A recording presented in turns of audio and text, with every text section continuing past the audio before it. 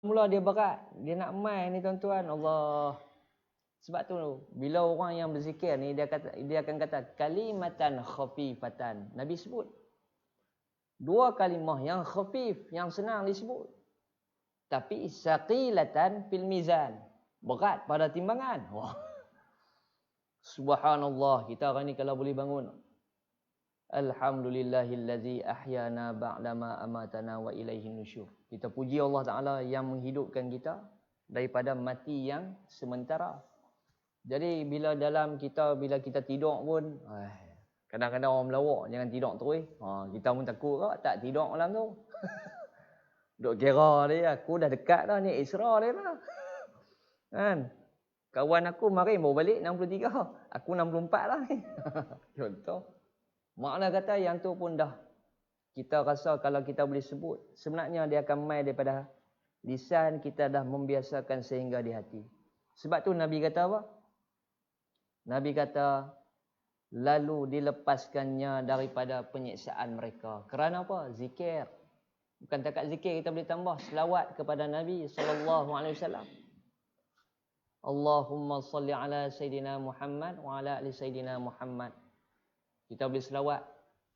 Nabi SAW bersabda, man salla alai marrah, fa salla bihi 10 marrat. Barang siapa yang selawat akanku, maka akan disejahterakan atas dirinya 10 kali. Sekali je kita selawat kat Nabi, 10 kali.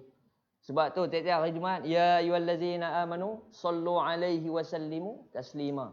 Innallaha wa malaikatahu yusalluna 'alan nabi.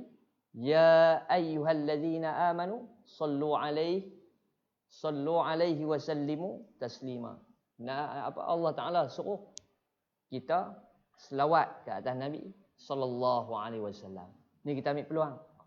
Sekurang-kurang kita nak terima syafaat, kita pun sentiasa selawat dekat Nabi sallallahu alaihi wasallam. Bukan takat selawat, kita teringat Nabi. Allah, teringat Nabi pun. Nabi suka apa? Nabi suka pengajian ilmu. Nabi suka baca Quran.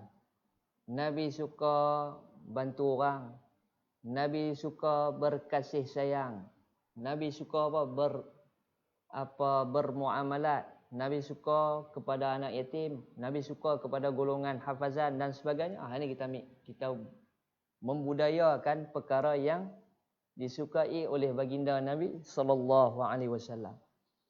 Baik, yang keempat, kata Nabi, dan aku lihat seorang lelaki daripada umatku telah dihilangkannya oleh malaikat azab yang akan menyiksakannya, maka didatangkan kepadanya sembahyangnya, lalu dilepaskannya daripada penyiksaan mereka.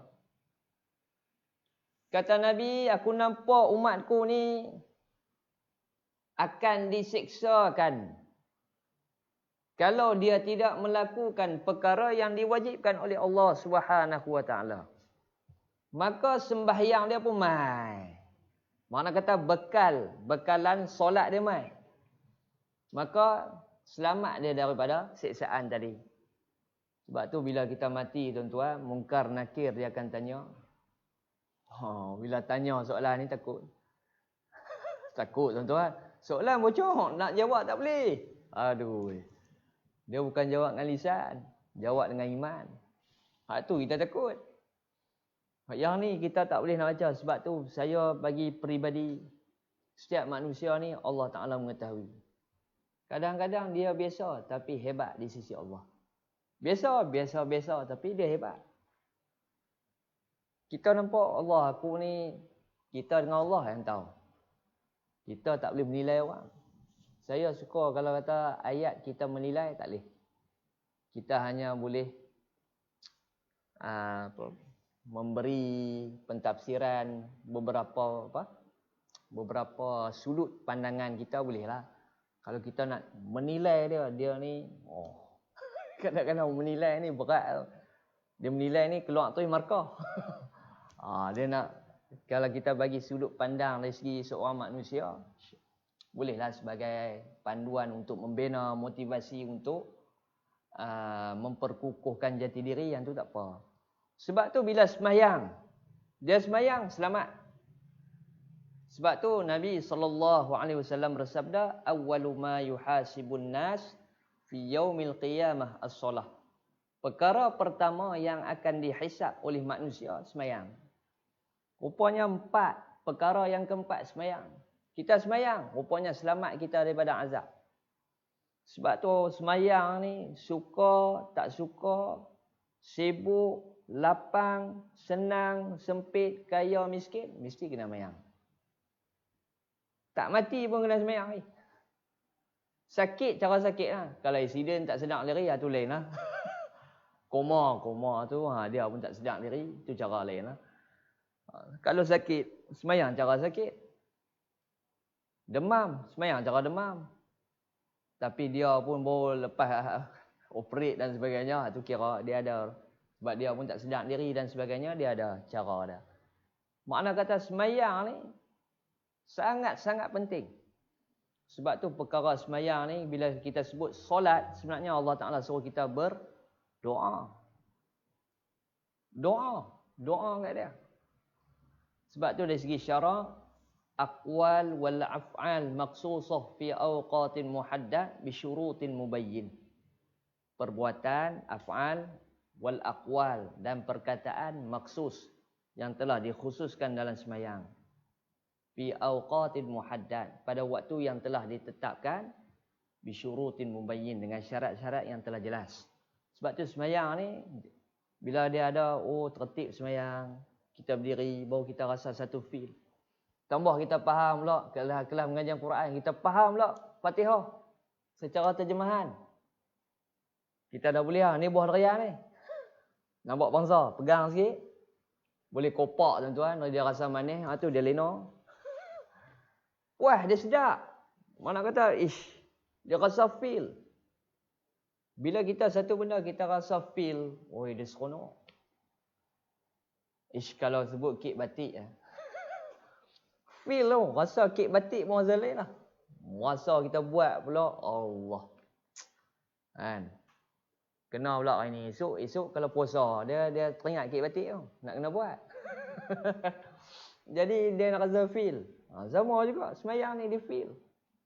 Sebab tu kadang-kadang, bacaan yang baik, bacaan yang beralunan, bertaranum, bertajwid, yang paling baik, yang kita kata paling terbaik, maka bacaan tu kita rasa syok. Kita mendengar dan Syekh Abdul Rahman As-Sulaisi, Syekh Sa'ad Zain Al-Ghamidi, bila Imam Mekah baca tuan-tuan seronok, tuan-tuan Melayu.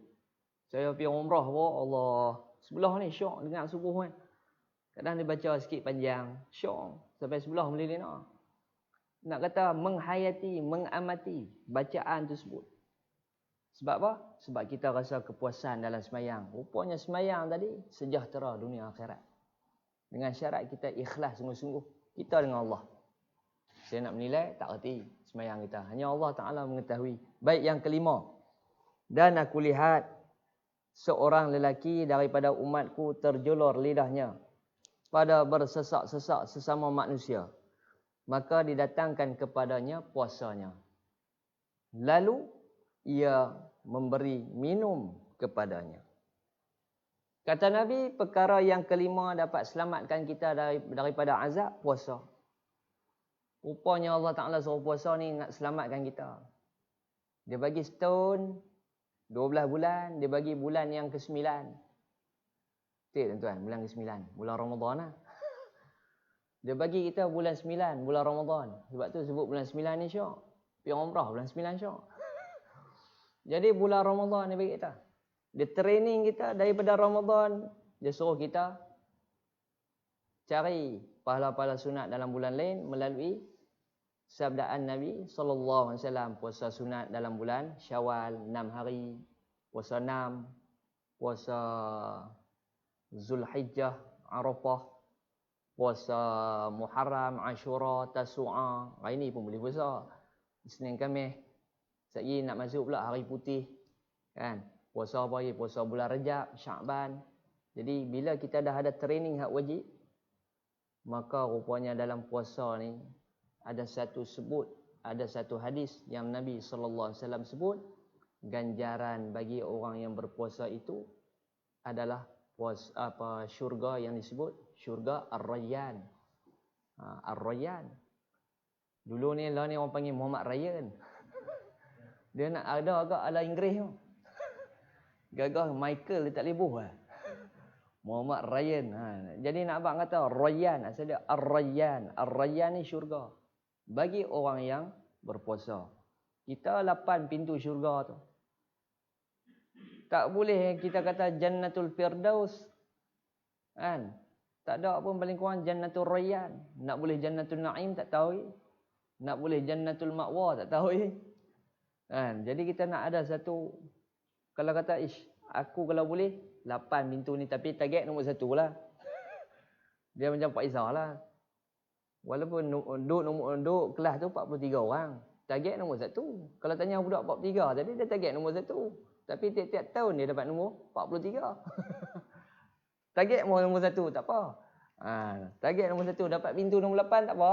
Jangan dapat pintu sebaliknya. Tu bahaya. Baik, yang keenam. Dan aku lihat seorang lelaki daripada umatku di hadapannya gelap dan di bawahnya gelap. Maka didatangkan kepadanya hajinya dan umrahnya, yang mana kedua-duanya mengeluarkannya daripadanya. Yang keenam, antara perkara yang dapat selamatkan kita daripada azab, umrah dan haji. Sebab tu umrah ni paling kurang pun kita boleh pi. Nak tunggu haji tak tahu lagi. Nak boleh pi boleh, tapi bayar mahal. Hak 50. 45. Hak tu insya-Allah. Tapi sekurang-kurangnya aku dah ada dah. Aku nak try kat pergi umrah. Sebab tu Allah Subhanahu Wa Taala bersabda, wa atimul hajj wal umrata lillah, dan sempurnakan haji dan umrah. Kalau kita ni dah jauh, masa kita pun tak tentu. Tambah tahun depan ni menjadi sasaran lah. Kut tahun ni tak boleh pergi. Tahun depan jadi Istana Takeshi. Jadi nak berebut dah. Jadi nak abang kata tak boleh pun kita ambil berebut, boleh pergi umrah dulu tak apa. Kita ambil kurang-kurang kita dah sampai tanah haram. Kita dah ziarah Nabi sallallahu alaihi wasallam. Kita ziarah Allah. Sebab tu tuan-tuan, saya tahu tuan-tuan yang ada biasa pergi, suasana dia sangat menghayati. Bila saya bawa jemaah seorang tuan-tuan, ada seorang ni bila dia pergi turun di Madinah sampai kira sini IKM tu, bas nak masuk lah. Tanya Ustaz, tu Masjid Nabawi? Ya, saya kata ya. Sebab tuan-tuan. Sebab apa? Sebab dia kata dalam Masjid Nabawi ada Muhammad sallallahu alaihi wasallam. Kita tuan-tuan bila sebut Nabi duduk tang tu, Allahu Akbar. Saya sampai hari ni bila kata nak duduk tang mana, saya kata memang syok duduk Mekah Madinah. Bukan apa, sebab kita teringat Nabi. Kita teringat Nabi sallallahu alaihi wasallam. Kita dengar bila kita sampai tuan-tuan, setiap tempat yang kita pijak tu kita menghayati. Kalau hari ni kita boleh berjalan dalam keadaan selesa. Kalau dulu macam mana kalau tengok gambar lama-lama dulu kan. Kita tuan-tuan ayak tak ada pun bisi. Nampak dalam keadaan tu. Allahu Akbar. Tapi itulah Nabi sallallahu alaihi wasallam. Bila kita masuk dekat raudhah, rumah dia bukan besar mana pun. Kalau kita kan Allah, Nabi pemimpin nombor 1 kerajaan.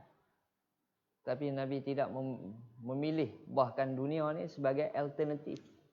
Laluan dia nak pergi dunia, dia nak pergi bekalan akhirat. Sebab tu dunia ni kita pun doa, wa fid dunya zahidin. Kita doa dalam sembahyang tarawih, wa fid dunya zahidin wa fil akhirati raghibin. Dan dunia ni kita nak zuhud kan. Wa fil akhirah raghibin. Akhirat ni tujuan hidup. Sebab tu bila kita nampak yang tu, insya-Allah dia kekal selesa. Maka bila kita masuk dalam raudhah, kita rasa tu Nabi dekat. Boleh nampak keadaan-keadaan tu. Kita tak tahu nak cerita, tapi hati kita boleh bercerita di Allah di hadapan Allah Subhanahu Wa Taala. Baik, yang ketujuh. Dan aku lihat seorang lelaki daripada umatku tiada dapat berkata-kata dengan orang-orang mukmin yang lain, sedangkan orang-orang mukmin yang lain dapat berkata-kata kepadanya, maka didatangkannya kepada silaturrahim. Maka ia dapat berkata-kata kepada sekalian orang mukmin. Yang ketujuh, silaturrahim. Rupanya dapat juga selamat kita daripada masalah di akhirat kelak. Silaturrahim, sebab tu wa'tasimu bihablillahi jami'an. Dan hendaklah kita pelihara. Wa'tasimu, kita pelihara hubungan kerana Allah semua. Jadi kita jaga semua. Sama ada dia orang Islam ataupun bukan Islam. Utama dia orang Islam. Kita nak jaga ni. Macam kita ni ada satu pertalian. Sebab tu saya suka konsep adik-beradik. Tuan-tuan masuk kelas tu saya seronok. Kita kata konsep pengajian tu, kita anggap macam adik-beradik. Kita rasa macam ada satu pertalian. Yang ni nak bina kita di akhirat. Sebab tu Nabi SAW dia tak kira siapa. Sahabat dia pegang. Walaupun dia kenal kecil ke, dia anggap sahabat. Dia anggap satu pertalian dengan dia. Walaupun dia seorang pemimpin. Tapi orang yang ikut dia, walaupun Nu'man bin Bashir, budak air. Tapi dia anggap sahabat. Macam tu kak, saya anggap kita ni macam adik-beradik. Sebab tu saya bawa pergi umrah, saya anggap adik-beradik. Bila kita anggap adik-beradik ni, baru dia ada satu, macam kita lah tuan-tuan, tu Pak Long, Pak Ngoh, Pak Jiang, Pak Su. Bila ada erat adik-beradik ni, dia nak tanya tu pun tak malu. Dia nak ajak makan pun senang. Kan? Dia nak tanya soalan pun senang. Jadi yang ni perkongsian kita. Sebab tu silaturrahim ni sangat berharga. Dan yang terakhir, dah. Dan aku telah lihat seorang lelaki daripada umatku telah bernyala-nyala api neraka dan panas pada tangannya daripada mukanya, maka didatangkan kepadanya sedekahnya. Yang ke-8, sedekah.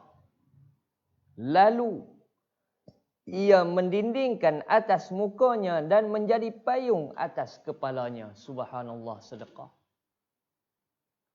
Sebab tu Nabi SAW bersabda, "Iza mat ibnu Adam in qata'uhu amaluhu illa min salas." Yang pertama Nabi sebut sedekah jariyah, sedekatun jariyah. Yang kedua Nabi sebut wal ilmu yuntafa'u bihi, ataupun ilmu yang memberi manfaat. Wa waladun salih yad'ulah, ataupun anak yang soleh sentiasa mendoakan kepada si mati. Sebab tu kita ziarah, kita nampak kubur tuan-tuan, kita bagi salam. Assalamualaikum ya ahlal qubur. Allahumma ighfir lahum warhamhum wa'afihim wa'fu anhum. Dia pun doa kat kita kan. Sebab tu bila kita sebut sedekah ni tuan-tuan, Allah, dia paling hebat. Sedekah ni kata Nabi, seorang tu dia dah keliling dah nak bakar dah. Tapi dia rajin bersedekah walaupun tak banyak, RM1. Dulu ni tabung 20 sen. Lah tak ada dah. Sekupang. Dulu nak beli aiskrim Malaysia. 2 upang, 3 upang, 5 upang. Hak tu yang menjadi bekal dia, dinding dia.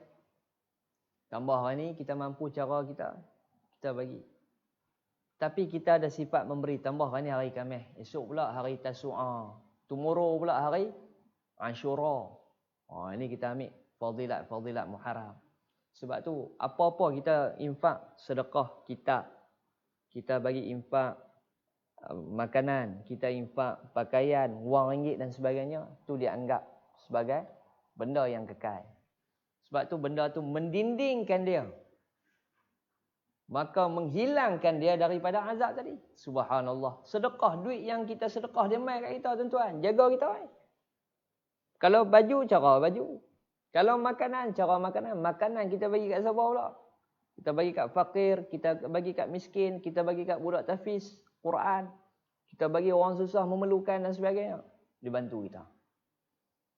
Sebab tu kita tengok ganjaran sedekah, Allah Subhanahu wa taala sebut, A'udzu billahi minasyaitonir rajim.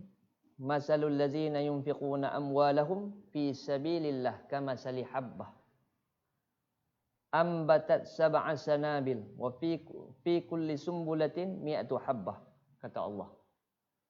Perumpamaan bagi orang yang masalul ladzina yunfiquna amwalahum, perumpamaan bagi orang yang menafkah, yang menginfak, yang memberi, yang bersedekah itu apa dia? Fi sabilillah, pada jalan Allah, kamasali habbah, seperti mana satu benih ambatat, yang menumbuhkan sab'a sanabil, 7 tangkai. Satu benih tumbuh 7.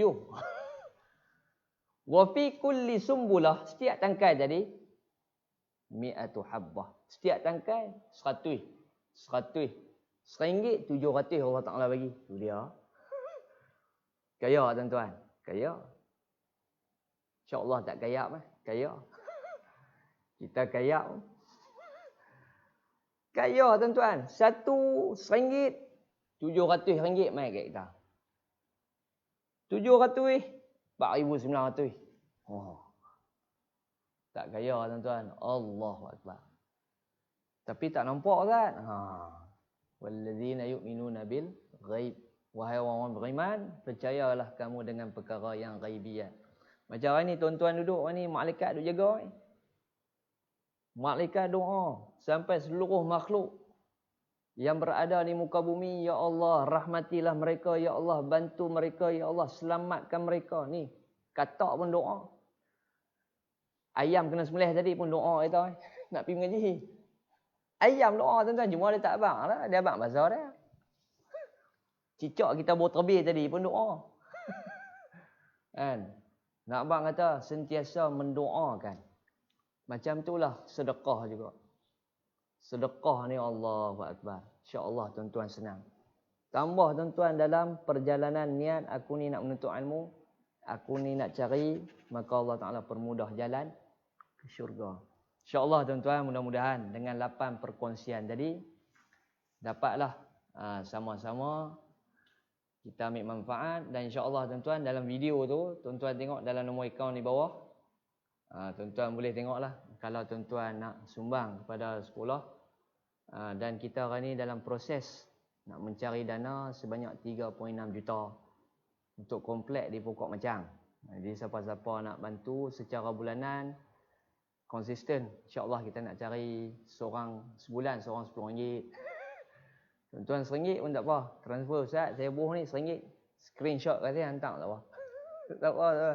Ada yang saya ikut kita mana-mana, insya-Allah kita ambil fadilat dalam Muharram. InsyaAllah saya pun bawa kupon.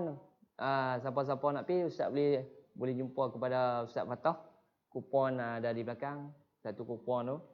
InsyaAllah sama-sama kita manfaat 8 perkara yang dapat menyelamatkan azab. Sebab tu saya suka tuan-tuan kitab karangan Imam Sya'rani Al-Yawaqid. Dalam ni dia cerita 12 dosa-dosa besar. Sebab tu bila kita kaji, bahawasanya Allah Ta'ala ni tuan-tuan, dia bagi panduan. Dia bagi panduan kat kita, senang nak pergi. Biarlah, sebab tu kita minta, ya Allah, sempurnakan kehidupan kami pada akhir dalam keadaan yang baik. Ini kita minta. Tak penting tuan-tuan, dulu kita mula macam mana, tak payah fikir. Kalau nak kira tuan-tuan, tu yang kata doktor gila pun jadi gila tak? Dulu dia rawat orang gila, Allah dia jadi patient. Dia sudah gila, nak kata sebab tak boleh benda tu. Melain kita lupa. Buang yang keruh, ambil. InsyaAllah kita terus pergi ke hadapan dengan semangat Muharram yang baru ni, insyaAllah. Bukan Muharram anak abah tu. Muharram anak abah dia lain. Ni Muharram, bulan Muharram. InsyaAllah mudah-mudahan sama-sama kita kongsi, sama-sama kita manfaat. Dan saya doakan semua untuk diri saya dan tuan-tuan, sama-sama kita diberkati Allah dan mendapat syurga di sisi Allah Subhanahu Wa Taala. Jadi saya tangguh kuliah duha kita pada pagi ini dengan tasbih kifarah dan surah wal 'asr. Subhanakallahumma bihamdika asyhadu an la ilaha illa anta astaghfiruka wa atubu ilaik. Bismillahirrahmanirrahim. Wal 'asr innal insana lafi khusr illa allazina amanu wa 'amilus solihat wa tawassaw bil haqq wa tawassaw bis sabr. Bismillahirrahmanirrahim. Alhamdulillahirabbil alamin wassalatu wassalamu ala asyrafil anbiya'i wal mursalin wa ala alihi wa sahbihi ajma'in. Allahumma anfa'na bima 'allamna ya Allah. Ya Allah ya Tuhan kami, manfaatlah berkatilah ilmu yang kami kongsi pada pagi ini ya Allah. Allahumma aftah qulubana fi talabil ilm warzuqna al-ikhlasa wal 'amal bi hatta ya'tiyana al-yaqin. Allahumma rzuqna fahman nabiyyin وحفظ المرسلين وسرعة الملائكة المقربين ربنا عليك توكلنا وإليك أنبنا وإليك المصير ربنا آتنا في الدنيا حسنة وفي الآخرة حسنة وقنا عذاب النار صلى الله على نبينا محمد وعلى آله وصحبه وسلم الحمد لله رب العالمين تقبل الله منكم.